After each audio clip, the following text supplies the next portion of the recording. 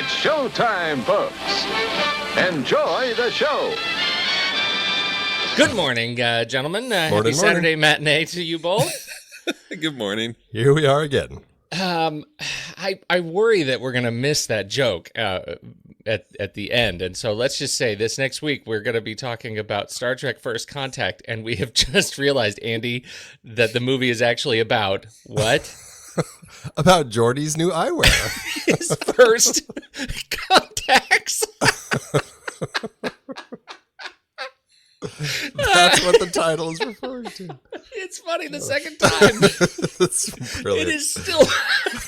I had no idea. It's a very subtle title. Very subtle.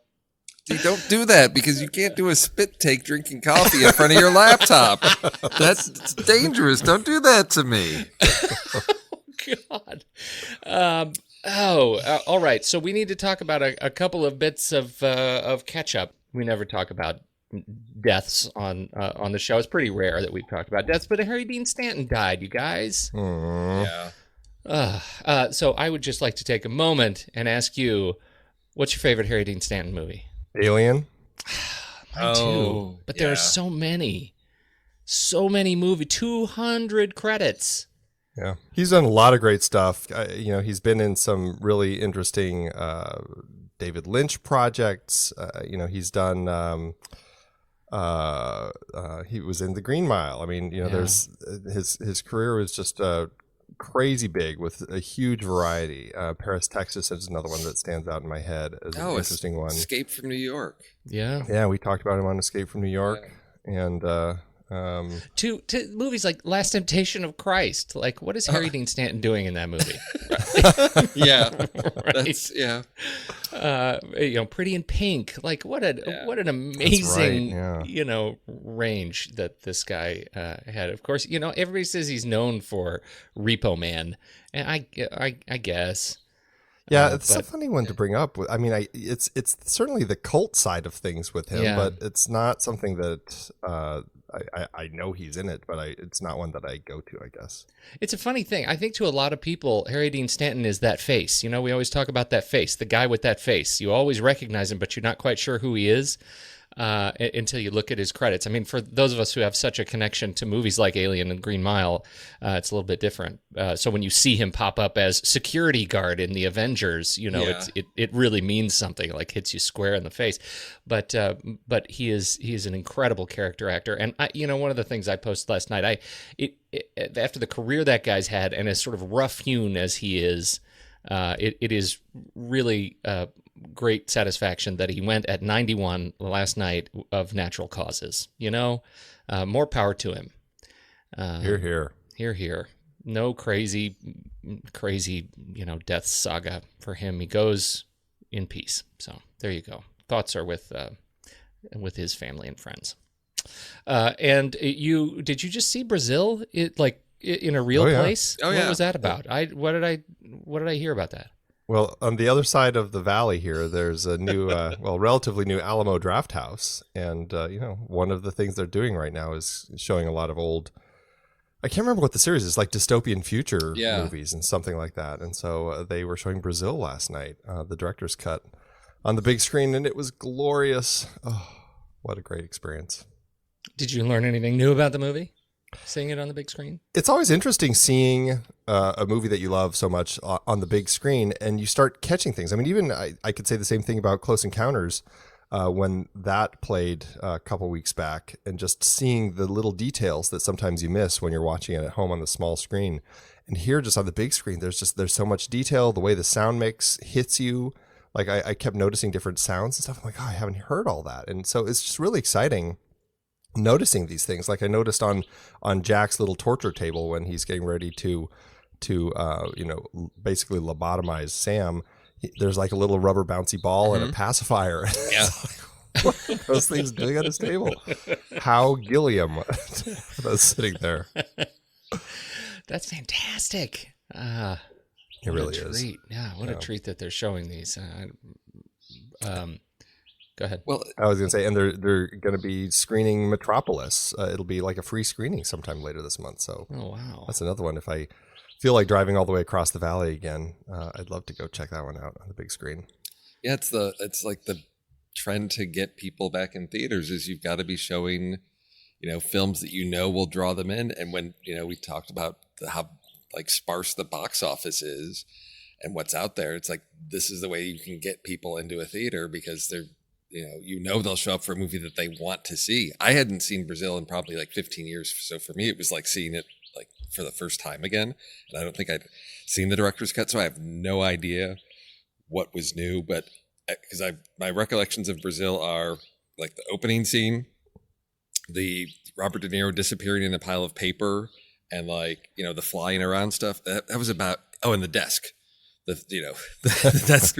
Those are my memories of Brazil. So I had forgotten like how much what this film is saying about society and bureaucracy. And watching this, I just thought, oh my gosh, this movie's 32 years old and it's still like so relevant and saying such important things that people still need to hear, even more so now today, I think, about personal privacy and just and consumerism. Just it's amazing. Just I forgot how brilliant this film is. Did you re-rank it, Steve? Oh yeah. How did it end up after not seeing it for 15 years? Where did it show up for you? It's like I think like number 32 or something like that. Is that a climb? I assume that's a climb. Well, or it hadn't been ranked. Yeah, I nuked my chart, a couple of years ago. So it ended up 4.5 stars because it's still, it's not perfect like it is for Andy. Oh, Andy! It actually it resets the clock every time he watches it. Yeah, it starts at a new number one and erases every other movie because no other movie exists. Yep. I nuked my chart, and all that's there is Brazil. That's right. That's right. Nothing else matters. What other news do we have? You want to talk about numbers? How's the box office? Well, it just so much better than anyone had expected. I mean, it really did amazingly at the box office last weekend. I think it took in 158, almost 159 million over the course of the week, and so it's really just doing a great job at the box office. And it's one of those things where it's like, people were questioning why they would put another horror film to open 1 week after. And so Darren Aronofsky's Mother opened, and they're not expecting it to do great work. I mean, they're expecting it to do some stuff, but definitely not past what it did. And same thing with the other new movie, American Assassin. It's like I know it's got its book following and stuff like that, but people are like, yeah, but it's it's not trending that well. The novels, I guess, really mostly appeal to a female audience, but they really made the movie an R-rated male-leaning action thriller. So it sounds like they missed their audience target that they should have been going for with it. And so they're not really expecting that to do that great either. And it is on track to take the weekend again, which is really no surprise. Wow. And is it is it that good? Now you've now seen it. I have seen it, yeah. Yeah. Is it that good? I thought they did a fantastic job translating a very hefty book for the screen. And even though they only did half of it, the kid half of it, they still obviously had to cut a lot of meat out of the book. Yeah. But yeah, I had such a great time watching it. And, Bill Skarsgård is the new Pennywise for me. He defines Pennywise. And he as the clown, I mean, that's like an award-worthy performance. He was just so off-putting. It made you want to go back and watch the TV version again, right? Because it was that good. I actually went and watched clips of it again to refresh my memory of Tim Curry as Pennywise. I was like, oh, maybe he's not quite as good as I remembered. That's depressing, but it is what it is. Steve, you had this question in the notes about what is a perfect movie. Yeah. Do you want to open? Is that like a conversation grenade? I don't know what your intention is. No, well, are you pulling the pin and then I assume you're just going to mute out? Yeah, just go. Well, no, it tied. It was sort of in the back channel conversations where it was I think when Andy rated Undiscovered Country as like a 5-star movie and said, but he still had some quibbles with it. I said, well, how? So I'm really curious. You've got Brazil as 5 stars, your number one film. An Undiscovered Country, 5 stars, but I have some quibbles with it. So to me, a 5-star film is like that. You can do no better. And I can understand, after watching Brazil with you, like, yes, I can see that as your 5-star film. But then to put an Undiscovered Country along that and say these films are equivalent to each other. Well, it's when you're ranking stuff in ranks of 5 points, or technically with half points. You want a scale of 100 or 1,000? I need a scale. 1,000. Exactly. Yeah, we need to have more decimal places. Give me more.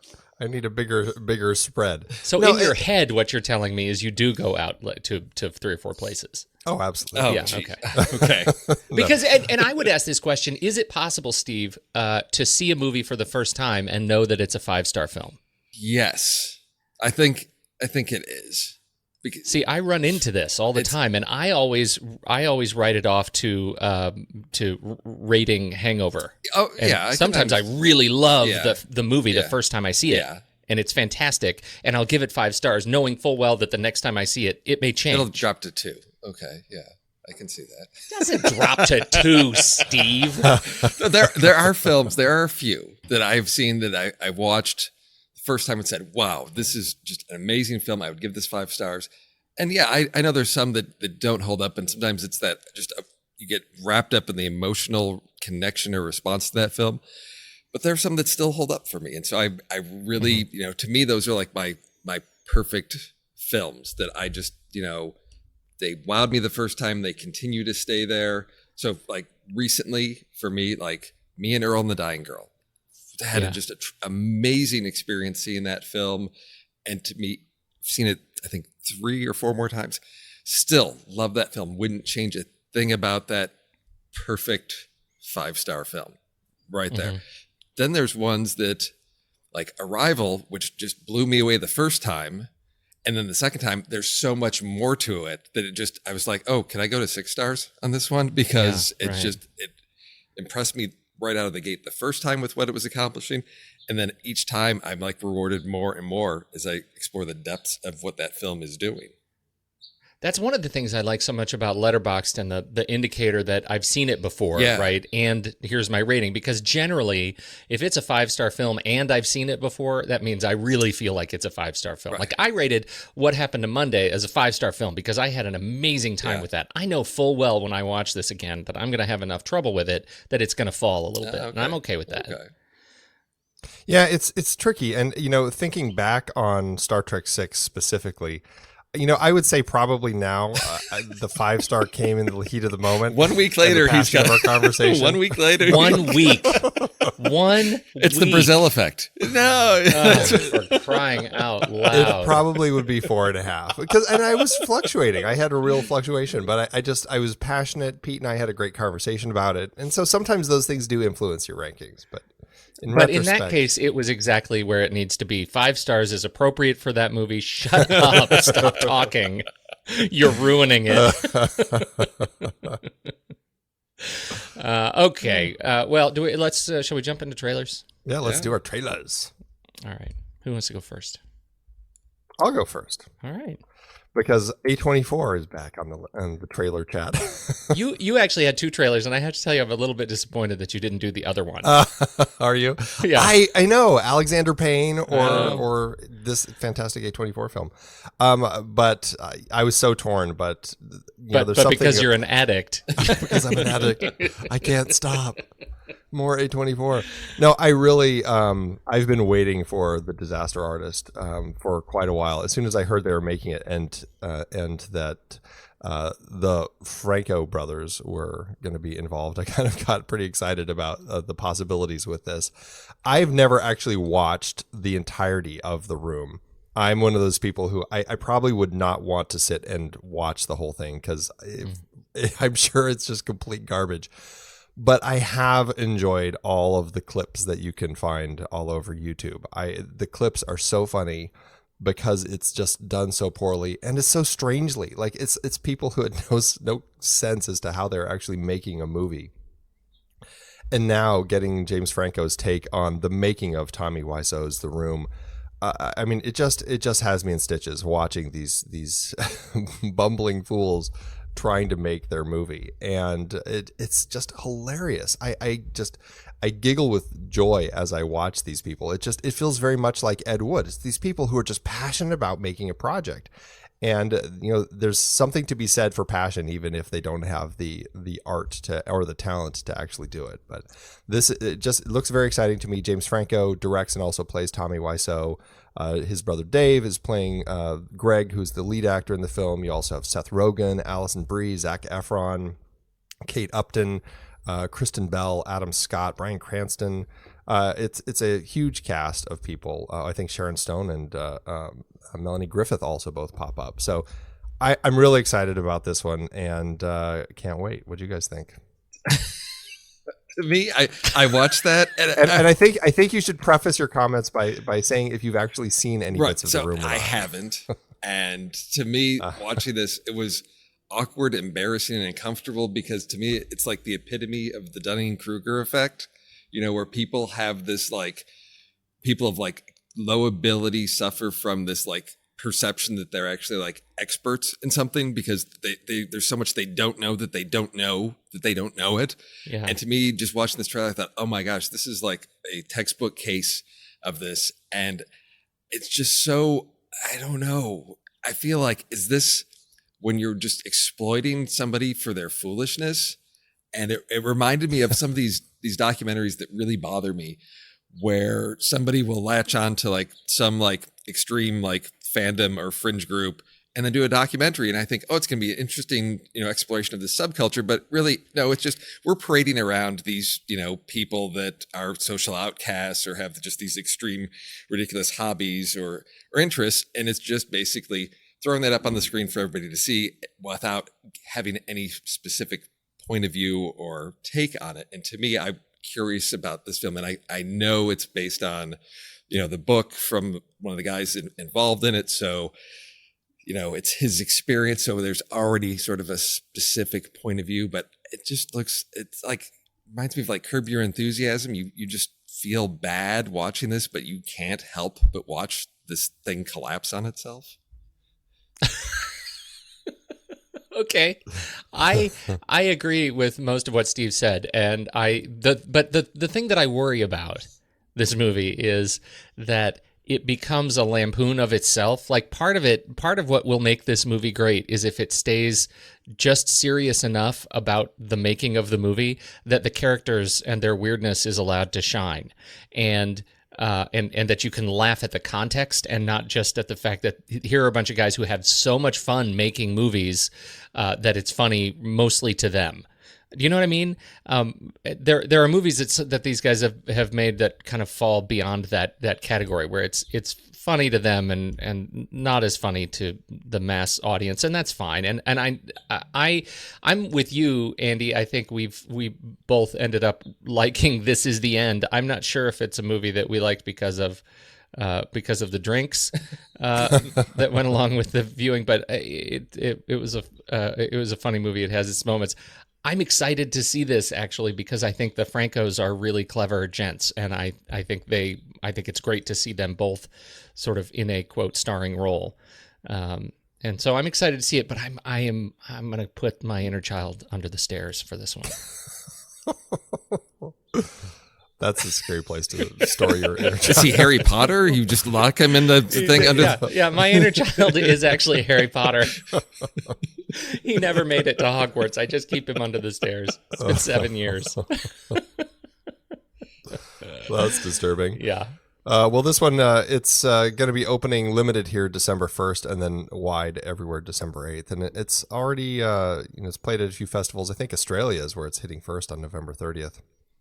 Outside of festivals, and then it'll hit the Philippines, Netherlands, and Spain. So those are the other countries the Philippines, Weirdly, Netherlands, and Spain that have tapped into the joy of this one. So I think if anybody, I mean, this is a movie that knows its audience to open in the Philippines early. Steve, what's your trailer? So I'm going with The Current War, which is the story of Thomas Edison and George Westinghouse. And so this is one, just, description of it. I thought, I don't know if this is going to be that interesting. It's just another historical little thing. But then you've got this cast that drew me in, and you've got Benedict Cumberbatch as Thomas Edison. You have Michael Shannon as Westinghouse, and then you also have Tom Holland in there, and Nicholas Hoult, and Catherine Waterston. I thought, this is a really interesting cast. And then I discovered that the director is Alfonso Gomez-Rejon, who directed one of my perfect films, Me and Earl and the Dying Girl.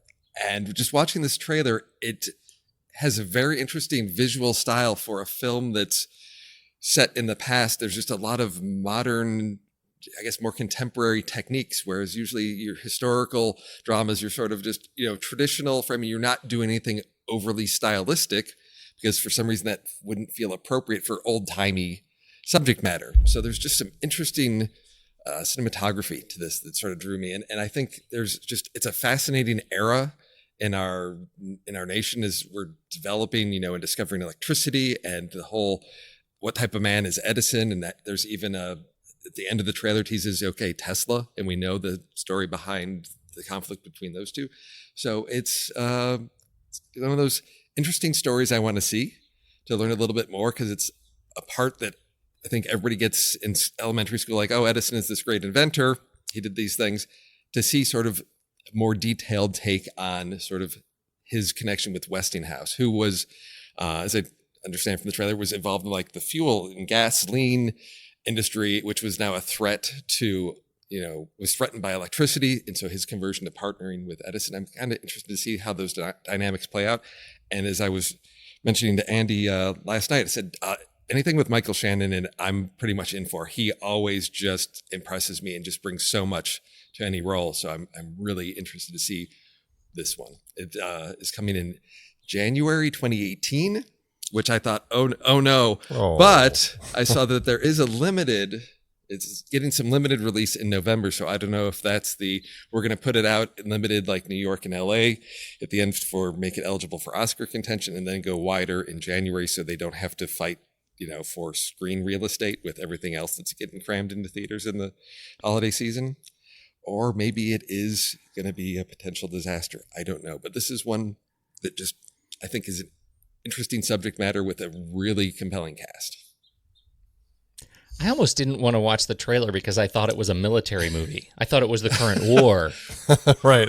Yeah. And so I'm with you, Steve. I love the premise, mostly because I'm really excited about any movie that ties cinematic universes to The Prestige. Yes. That's the movie I want to see.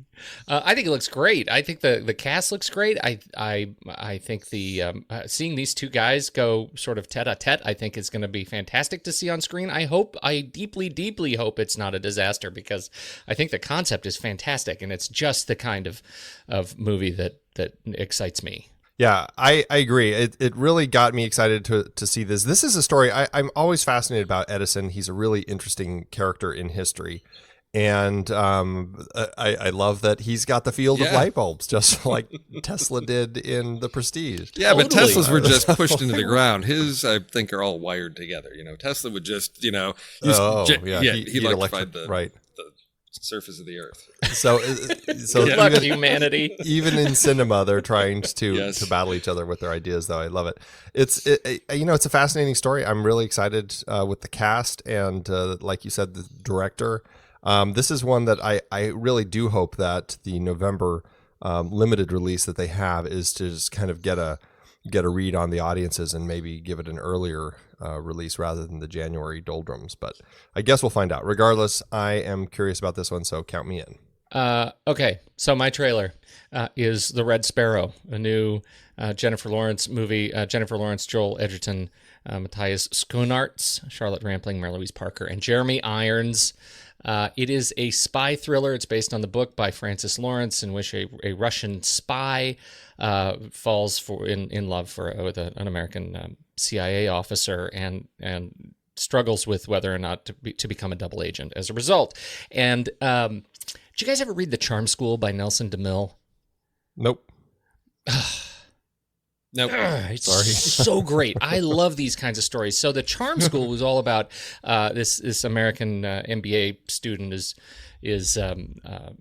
driving across the Russian countryside and discovers that in fact there's this secret Russian POW camp where they've captured a whole bunch of Americans and they make them live in this community, and they just put a bunch of Russian spies there in an attempt to Americanize them, right? To train Russian spies so that you can't tell that they're Russians. And this is obviously during the heat of the Cold War, and it is a fantastic story. The Charm School, Nelson DeMille, everybody should check it out if you're into these spy books. And that has always, that book is an anchor for me. It is like sets the bar for these, Russian espionage stories. And the trailer for Red Sparrow, even though they call it a quote official trailer, I call it a teaser. It doesn't give you enough. But I do love the atmosphere that it sets. I actually think Jennifer Lawrence is going to be great, although I'm curious why they didn't. I don't know. I think there are some Russian actresses that could pull this off. I know they need a name to a certain extent, but I think this could have been a really fun international exploration in terms of casting for Dominika Egorova. Yeah, I said that. So you're they're whiter washing. Whiter washing this thing. Whoever knew that we would be talking about cultural appropriation between Russian spy agency and the Hollywood industrial complex. But I love these kinds of stories, and I get very excited. I hope it's another one that we can really enjoy adding to the library. Are you guys equally intrigued? I definitely am. Francis Lawrence is a director who's done some films that I really enjoy. I think that he's done some of the Hunger Games films. I think that he could have done a better job with the last two, but I think that I blame that on the studio for wanting to split it into two halves. But I'm in the fan camp for Constantine. I thought he did a really great job with that film. And he clearly has a working relationship with Jennifer Lawrence, so obviously that's why he cast her. I'm curious about this one. My big question is, why are we seeing this movie and why are we not seeing Marvel's Black Widow? Because that's exactly what this is. And Marvel, I feel like they missed the boat on telling the Black Widow story when I feel like they should have, because clearly watching this, it's a compelling opportunity to tell a story like this. And I feel like they've lost that chance now. You know what, Andy? That is a great point. I didn't even think about that. Yeah, no, I saw this and I thought, the same thing Andy did, but I'm sort of thankful for this version of this type of story, because I think if we were going to do a Black Widow, it's going to have to live in that Marvel universe. And I think this, just from the look of it, is going a lot darker, because it's not just about, spies. It's women that are specifically trained to use their bodies as a weapon. So there's this whole seduction side to it that's taken us into this R-rated territory that, is just Marvel can't, take this type of story there. And I think you would end up with a very sort of watered down version of this type of story in a Black Widow film. I still hope they do it and they'll have to find a way into that story. But I think watching this film will show whether or not, people are going to show up for this type of movie. And I think even going back to the summer, Atomic Blonde, there is, there's audiences for these female-led action spy thrillers. So I think it's interesting. It reminded me of, I probably need to go back now and just binge watch all of Alias again. Yeah, I'm on board. I actually went online to my public library, put the first book on hold so I can get a chance, because I see that there's actually a trilogy. Oh, interesting! Stories I didn't know of novels. So there's this one, and then the third one is being released, interestingly, in February of 2018. So I'm sure there'll be all kind of cross ties in marketing to really promote that book and the film coming out and all of those things. So yeah, it's a story that now I've got that. I got the Charm School, Pizza Japan, and stuff on my list of things to read. This So is I'm all just in hoping- preparation, Steve, for our new spin-off, The Next Page, where it's just books Yeah, that okay. have been made into movies. Well, after Jack Reacher Never Go Back, I'm never going back to the Jack Reacher series. So this is better. I This just is hope better. I have. Yeah. Okay. All right. Mine is coming out March 2nd, 2018. So, hey, it's not January. And there you go. Red Sparrow, be on the lookout. Andy, let's do the list. So our list this week, we're talking about time travel movies, but specifically time travel movies where, it's got there's like a little jump. It's nothing like world changing potentially. It's just kind of a small little jump for the characters in our immediate story, and maybe not necessarily well-planned time jumps and stuff No, like wait that. a minute. That's not the rule that I read in Slack, Andy. That is I've broken every rule. None of my movies are subtle time jumps. How did I miss that? I'd forgotten what the rule was. So I went into Slack and it said, just wait. It says, I just need reset. Time travel pertinent to their specific situation, not time travel as tourism, vacation, or world event changing time travel. Well, the world event changing, maybe come on, not time travel as vacation. Everybody has a purpose. It's just subtle. I don't think I've seen a not subtle. vacation time travel movie, actually. Well, maybe. What's that? Sound of yeah. Thunder. Oh, come on. Yeah, and what about what was that? The Michael Crichton one where they travel back to medieval times. That was sort of more as a scholarly one. Yeah. Yeah. Time. Time Nights. Yeah. Time Nights. I'm sure it was Time Nights. Anyway, it's a really obscure thing. So, I don't think there's any wrong answers on this one. How's that? No, I got wrong answers. You're going to say every one of my answers are wrong. And even this is what's so beautiful. I actually broke the rule of my own misunderstanding of your rule. So it is a meta breakage. I love it. This is great. Well, then I think you should kick it off, Pete. Well, then, of course, I'm going to go with my most flagrant violation of my own understanding of the rules that I did not understand. And that is not actually where we're violating time, but the effect of time has been broken by freezing the person and waking them up in a new time. And of course, you know that in the end, it took just one man. John Spartan, the Demolition Man. That's right. They wake up John Spartan to take on, for a specific purpose, not as a tourism vacation, to take on the most violent criminal the future has ever seen, Simon Phoenix, played by Wesley Snipes. Demolition Man. I saw this at just the right time in my life. I know a lot of people haven't probably seen this, because why would you go back and watch this again if you're going to watch a time travel movie? Why would you watch this movie again? But I had a great time watching this movie, and the Taco Bell product placement is not to be missed. This is a movie that's full of fantastic one-liners. I could watch this all day long. Demolition Man. There you go. See, it's sort of time travel. I'm in the I've never seen it camp. What? I know. Somehow I missed it. I just never started watching that one. What? Oh, Andy. And when you said You're not missing anything. You are said missing somebody Demolition goes Man to is sleep what and they you're wake him missing. up later, I thought you were going for Idiocracy, but Yeah. No, that also would Oh, have see, I been. thought he was going with Austin Powers. Also, two great picks. Well done, gentlemen. Thank you for piling on. All right, somebody else go. Okay, I've got my 3 picks, and it turns out the order I put them in, I think it works best to go sort of in reverse chronology. So I'm working my way back in time in my time travel list. So first off, we're going to start in 2014 with Time Lapse.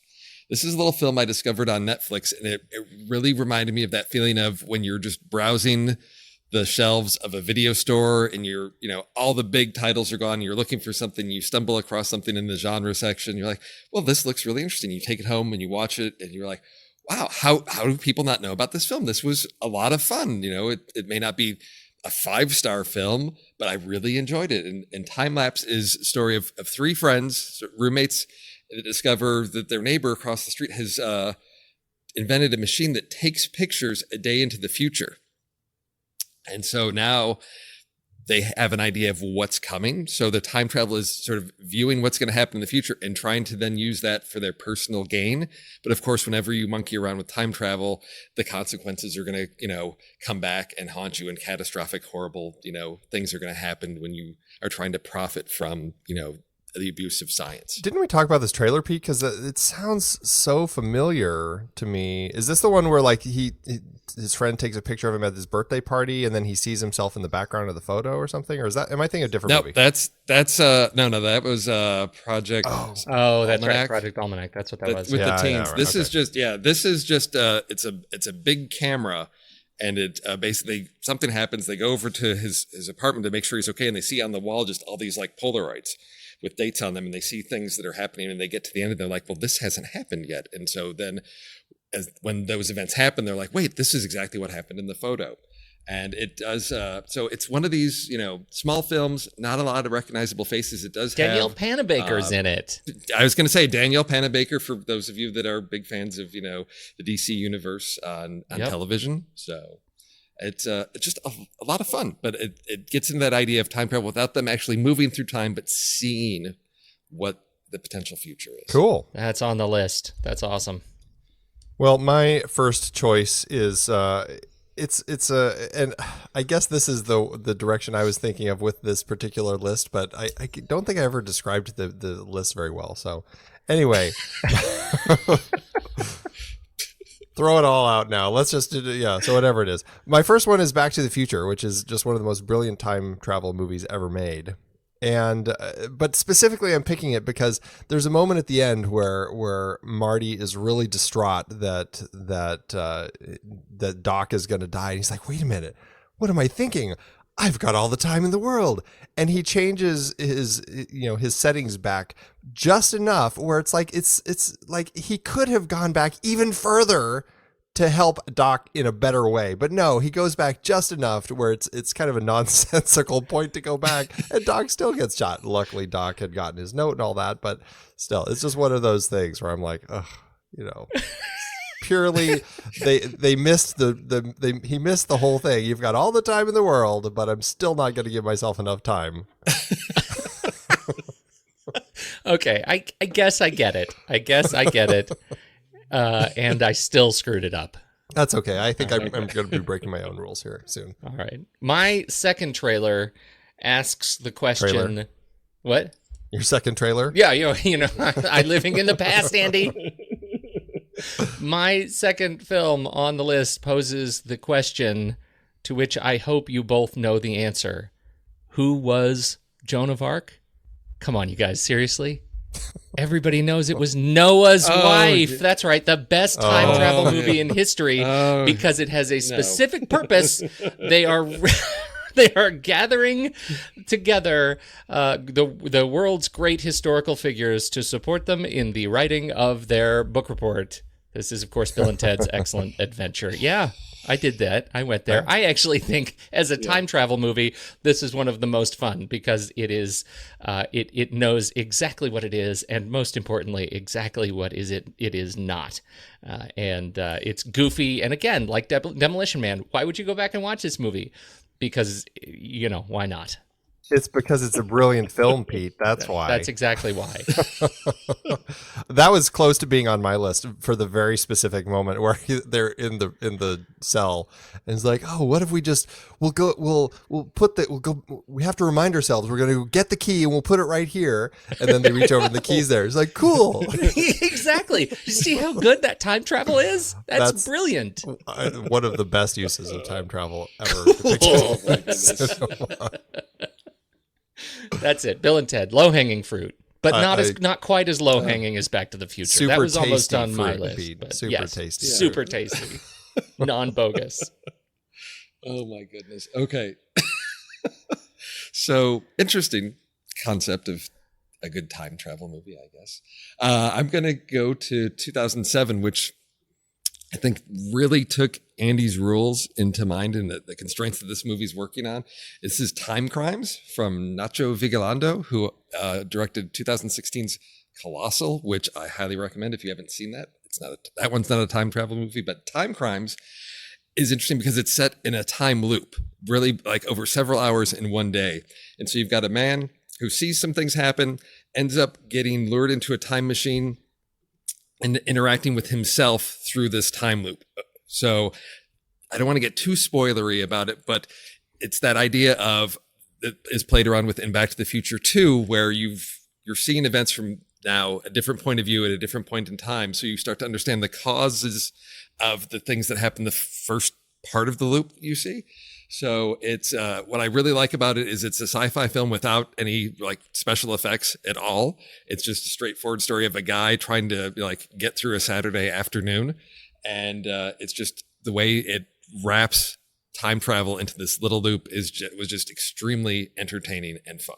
That has been on my list to watch forever, and I've heard nothing but good things. So I'm very excited to see that one sometime soon. That's on my list too. Man, you had great picks. I know. Smart. Of course, my first pick is my best pick. So here we go. Andy, what's yours? Well, in loose connection to our Star Trek series, my next one is, of course, Galaxy Quest, which is, I guess you could call it an unofficial Star Trek film. I think actually Nick over in our Slack group might have said that. Yeah. It is such a fantastic parody of Star Trek. At the same time, it's a brilliant homage to Star Trek. I think it's just such a cleverly done film. And of course, they've got this device it was the big season finale of the show of the season. And then they never got the next season, and nobody knew what this device was, the Omega 13. And so these aliens invented it, and even Tim Allen's character, the lead, doesn't know what this thing is, and he pushes it, and what it does is it resets you 13 seconds, and you have to fix everything in that 13 seconds that you have. It's such a silly amount of time to go back and fix things, but luckily it works for these guys. So that's my next pick. Well, obviously that's a great pick, and shout out to Dennis Vance, who also pointed out that connection in a recent comment over on YouTube. And Dennis has written some fantastic long reviews of these movies in response to all of our Star Trek commentary over on YouTube. So definitely check that out. Plug. Nice. Oh, is it my turn now? It's your turn. Look at me. My number one pick. I've mentioned it on the show. I know it's a guilty pleasure of mine. I have seen it. I haven't seen it in some years, but I have great memories of it. Therefore, I will not violate those memories by watching it again. And it ties beautifully into our recent Star Trek films. That's right. Malcolm McDowell and David Warner in a movie together. Do you know what I'm talking about? Oh, yeah. Yes, you do. Oh, yeah. Time After Time, in which H.G. Wells actually builds the time machine and travels through time to capture David Warner's Jack the Ripper. It is both ridiculous and brilliant in concept, and it is brilliant enough, I should say, that they're remaking it, or maybe have remade it. Either way, I haven't seen it, but the trailer's out there for a 2017 Interesting. Time After Time, yeah. Well, here's a question for you, Pete. Does Malcolm McDowell, in a movie called Time After Time, say time as much as he does in Star Trek Generations? No, he does not. He does not say it as... He does not. Every other line. We've got to get him to say time again.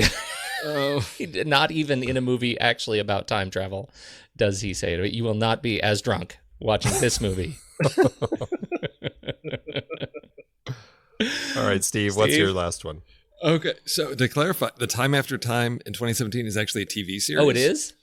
Which, yes, I don't know how you just keep that going because No, at one point you're done. At one point you finish it. Exactly. Yeah, I don't know because I remember seeing like Time After Time like on TV when I was like 9 or 10 or something like that, and yeah, I had a good time with it. But I'm in the same camp as you. I don't know that I want to revisit it because I have such fond mememories of that film. What's so funny is that like you look at it and just watching the trailer for it again this morning, it looks so much like a bad episode of the Rockford Files. You know what I mean? Like, oh yeah, yes.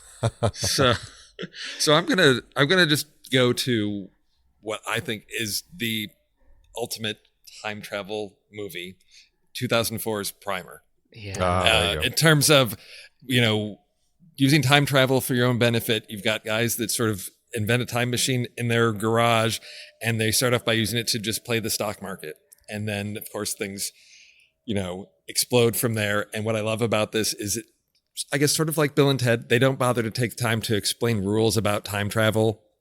It just happens.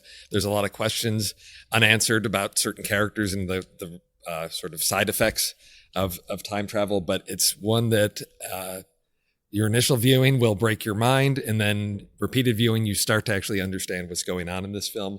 But to me, it was just, again, a great sci-fi film that doesn't depend on special effects. It's really character based on the conflict between two guys and their sort of battle with how do you use this discovery that they've made, and what are their responsibilities. Fantastic film. Really interesting sci-fi story. I really like that movie. So great choice. And I love that the time machine itself is like crawl in a box.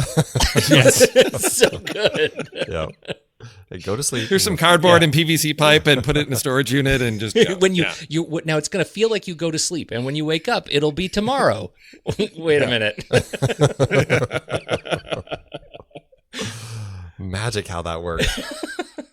Well, my final choice, gents, is another. I mean, it's great use of time travel in the film, but the design of it in context of the film is done for a very silly purpose. And that is in Harry Potter and the Prisoner of Azkaban from the book, and then the 2004 film. Why is it silly? Because Hermione uses it to do extra homework and take extra classes. That's why this is on my list. It's one of the most silly uses, and it makes sense for Hermione's character, but that is just the most absurd reason to start jumping into time travel. Because I want to take extra classes, do more homework, and better myself. She'd be perfect in the Star Trek universe, Pete. Totally. She is here to better herself. And yes. no one. So, Andy, all your picks are about people that have time travel and just have like really poor decisions about it. Exactly. Like Marty doesn't give himself enough time.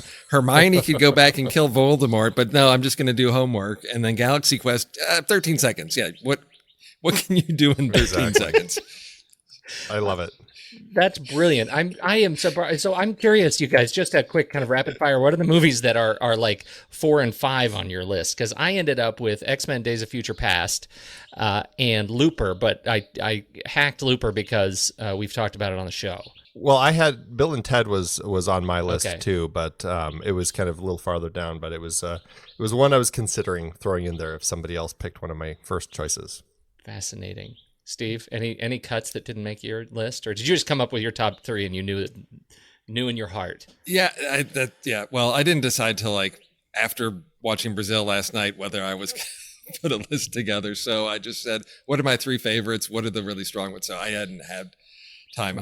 I mean, things like you Back to the a time turner Future. to go back. You and did. go. Yes, to do more homework. I did. I needed more time for my homework, but I tried to think about those rules, and it was just, I thought, interesting that for me, my top 3 picks, the ones that I think are my absolute favorite time travel movies, sort of fall into that realm of like the small personal story. Well, and you listen to the rules. Well, so there's that. The rules were so poorly constructed this time. I think that all those movies counted. So that rules where we're going, we don't need rules. So that begs a question: what are we doing next week? Now, what is the movie? Is another time travel movie? It is Star Trek: First Contact. I was vying for the movies about First Contact, but I'm not sure if that's what we were thinking we wanted to do. Or because then we discovered cool that eyewear. It was all going to be about cool eyewear. Movies with cool eyewear. I don't know. So there are lots of First Contacts. We have and I would say I would relegate it to First Contact on Earth, where Earthlings discover aliens for the first time. Does it have to be aliens, or could it be a new culture? An indigenous peoples? Yeah. You mean like the Littles or something?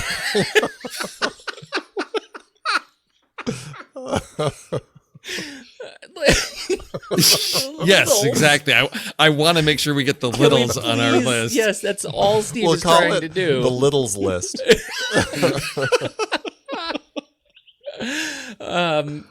Okay, well, I'm actually okay with First Contacts. Though I do think we should nail that down. Is Pocahontas allowed? That's an interesting question. I feel like it's aliens coming to Earth. Okay. All right. So best First Contact, aliens coming to Earth. Are there movies we should discount immediately? Like we're not allowed to say because they're too easy. Like I know there's going to somewhere in the middle of the week there's going to be a rule that I'm eventually going to not obey. Well, I think we should just leave Independence Day off the list because of its quality, but we'll call it the Pro Littles Anti-Independence Day alien meeting the aliens list. I say good day, sir. Good day. Okay. All right. So it's best First Contact with alien civilizations on Earth movies. Yes. All right. They come to us. He'll add the rule that it's limited to like the northern hemisphere, and then it'll be like made by Thursday. A24. It'll be like, well, It's got to be Montana. It's got to be set in Montana.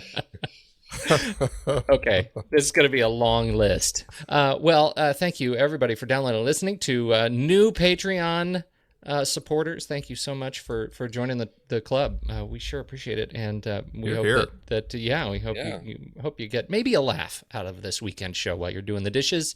Again, this is dishwashing podcasting right here, the Saturday Matinee. Thank you everybody. Steve, Andy, have a great weekend, guys. You too. You too.